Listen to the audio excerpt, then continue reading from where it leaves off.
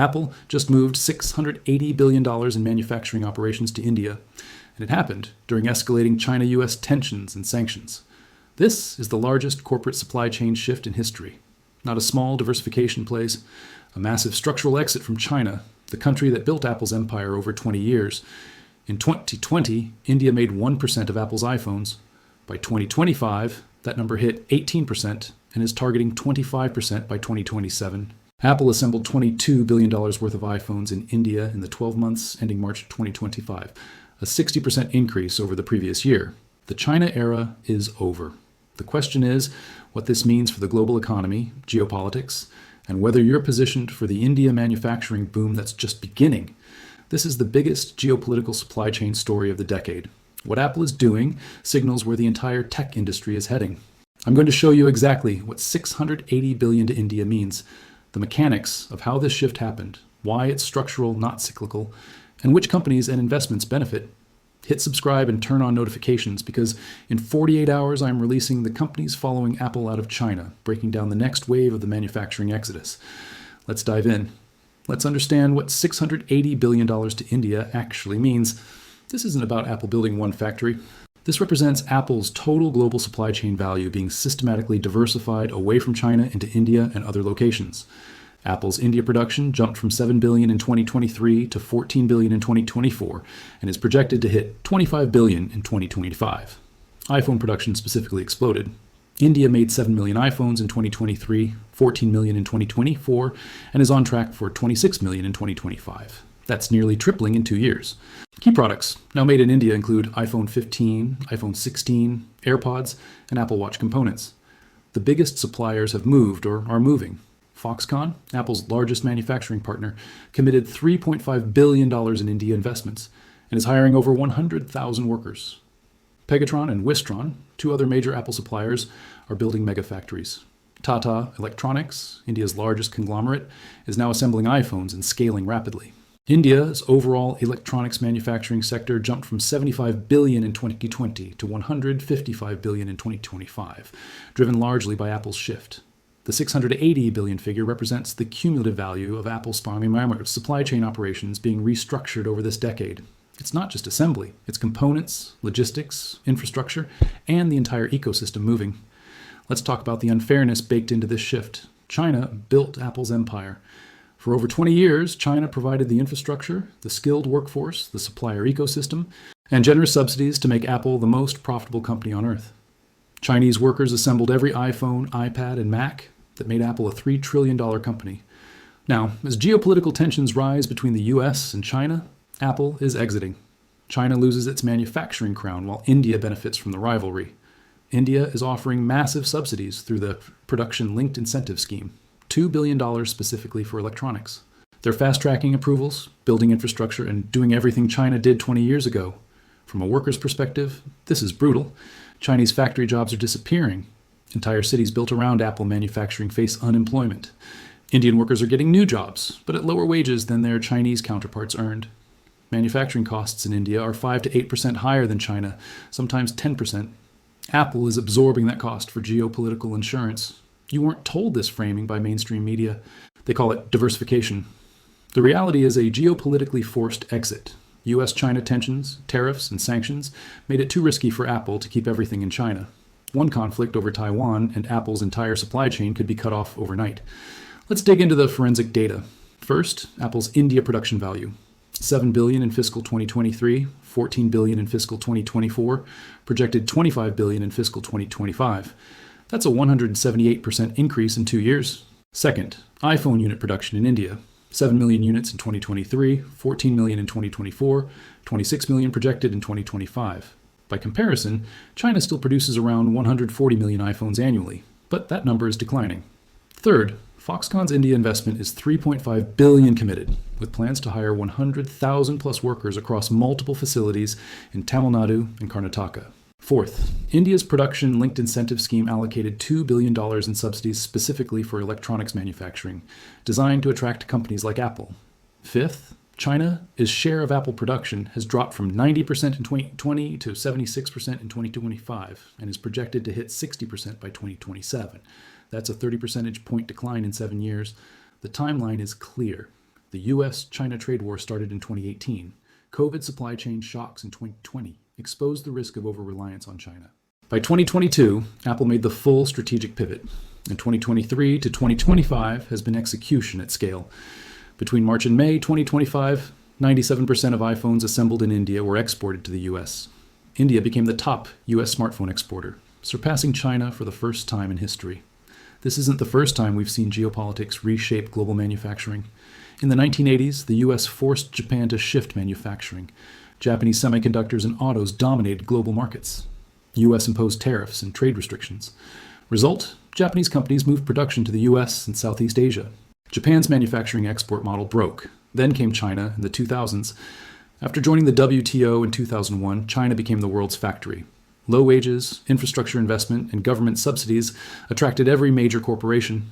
For 20 years, China was unstoppable. Now we're seeing India in the 2020s emerging as the alternative manufacturing hub due to geopolitical realignment. The pattern is clear. Manufacturing follows geopolitical power shifts, not pure economics. If it were purely economic, China would still be optimal. Lower costs, better infrastructure, more skilled workers.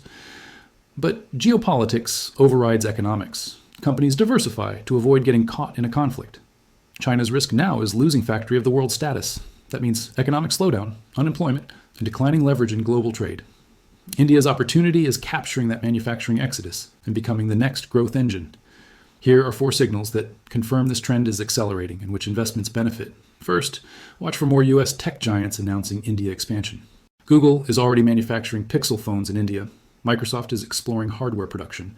Amazon is expanding device manufacturing.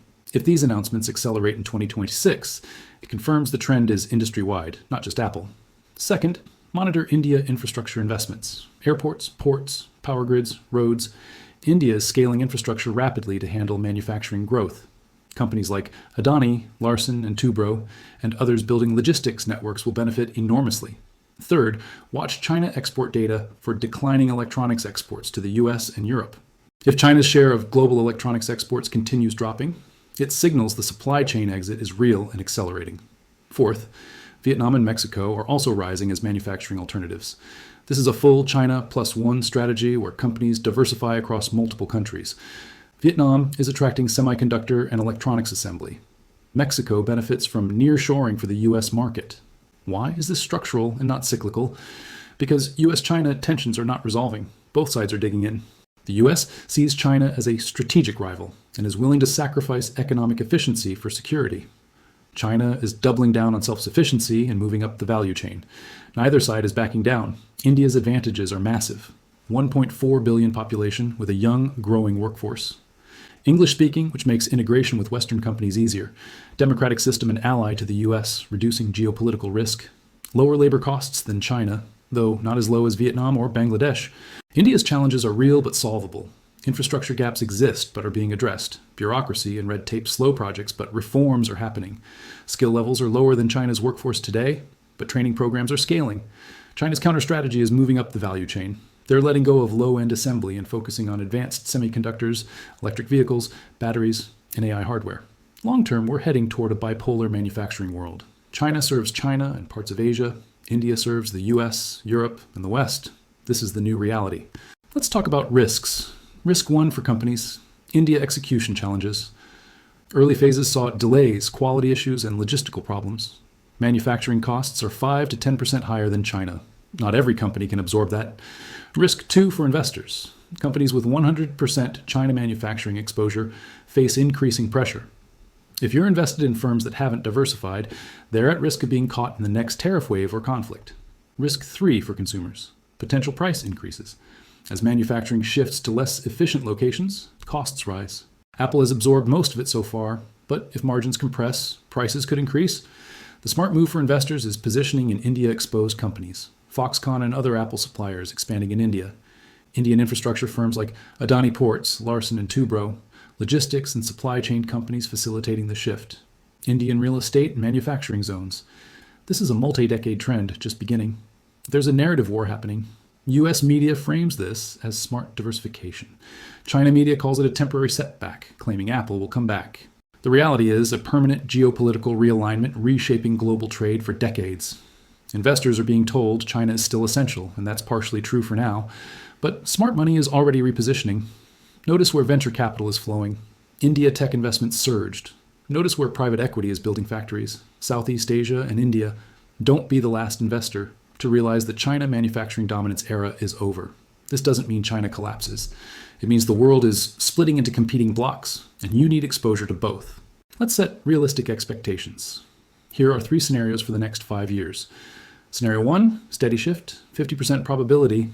India reaches 25% of Apple production by 2027 as planned. China stabilizes at 60%. Vietnam and Mexico capture another 15% combined. This is the managed transition scenario. Scenario 2, accelerated exit, 30% probability. US-China conflict escalates over Taiwan or trade.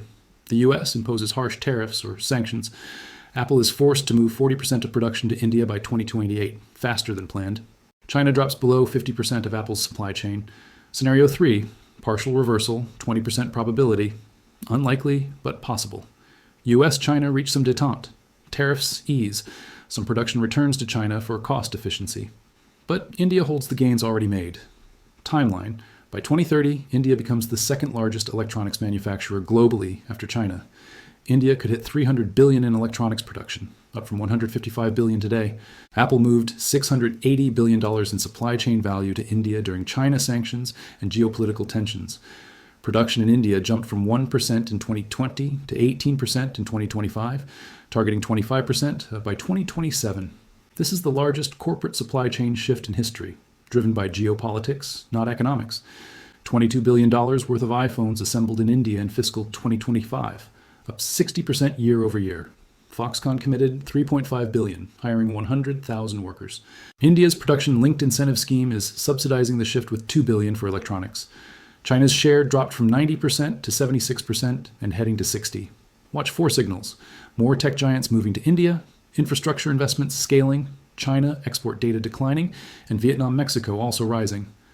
Position your portfolio for the India manufacturing boom. Subscribe, hit notification bell. In 48 hours, I'm releasing the companies following Apple out of China. Comment, is your portfolio positioned for India manufacturing? See you in the next one.